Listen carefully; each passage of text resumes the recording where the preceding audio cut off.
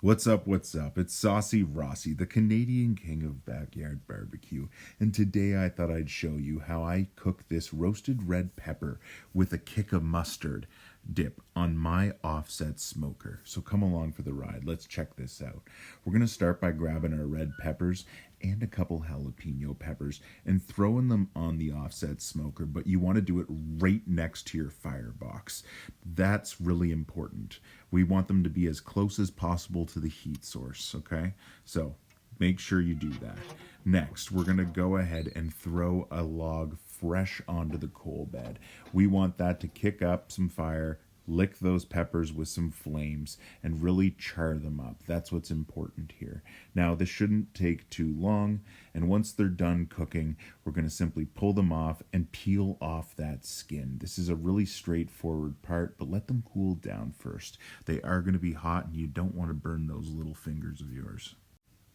So once you get all that skin peeled off, we're going to go ahead and grab our blender and we're going to blend these up into basically a paste. We really want to rip it apart and, get it broken down. That's really important here. So I'm grabbing my Ninja blender and just giving these things a quick zap, as you can see. Next, I move it over into this big metal bowl and kind of get ready with the rest of the ingredients. So for this recipe, we're going to pour that entire pepper mixture into the bowl. Then we're going to go in with a cup of mayonnaise. We're going to go in with an 8-ounce block of cream cheese. And then you're going to add in some onion and garlic. Now today I think I only did about 2 cloves of garlic, but honestly be as generous as you want.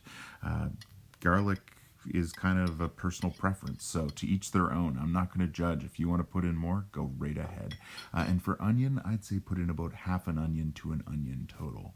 Now for this recipe as well, I'm using this The Apple Doesn't Fall from the Tree mustard by Atlantic Mustard Mill, and that really adds this nice extra little flavor and picks up the whole tone of this dip. It's really a good idea to add in a nice gourmet mustard like this. So like I said, I go in there and actually check this out before I put it into the recipe. I just kind of check out that mustard because this gourmet mustard is beautiful. But yeah, I threw in just a nice big dollop. If I'm not mistaken, I may have even put in a second. Yeah, there we go. And it's really important to just get this mixed in. And we're going to give this a whole stir, okay? So get yourself a good spatula and get ready. So like I said, get this good and mixed up. We want it to be a nice solution here. We want to not see any chunks or anything of anything specific. We want it all to look like one good cohesion and get it all mixed together, right? Then we're going to go ahead and grab some cheese. Now today I'm using Monterey Jack cheese, specifically by Bothwell Cheese, their lactose-free version, just to make sure I don't gas out my wife. But yeah, this stuff's absolutely delicious. So we go in with, about half a block. And again, we just try and incorporate it. Keep mixing. Use that spatula to the best of your ability. And we want to make sure all that cheese is nice and mixed in. I saw a little piece of sour cream there as I was mixing. So I really go at it and try and make sure every little piece of this is mixed together nicely.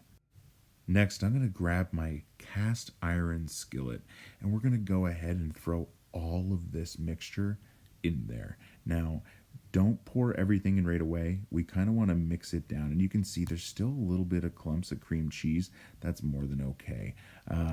We want to just get all this poured into this skillet and then mixed around evenly. That's really important here. And then once you're satisfied and this is nice and evenly spread out, we're going to go ahead with a little more of our cheese and just finish this off with that final layer. It's going to be perfect. Put as much as you'd like. I only put a little thin layer here because I really want to be able to dip through it easily. But if you want to make this nice and thick and cheesy, go right ahead. It's up to you. That's a personal preference thing, and there's no issue adding more. So let's go ahead and get this onto the offset smoker. I've got it running at about 275 right now. Nothing too crazy, but I'm probably going to pick it up to about 300. And I've got this on the side close to the firebox as well, just trying to get as much heat in there.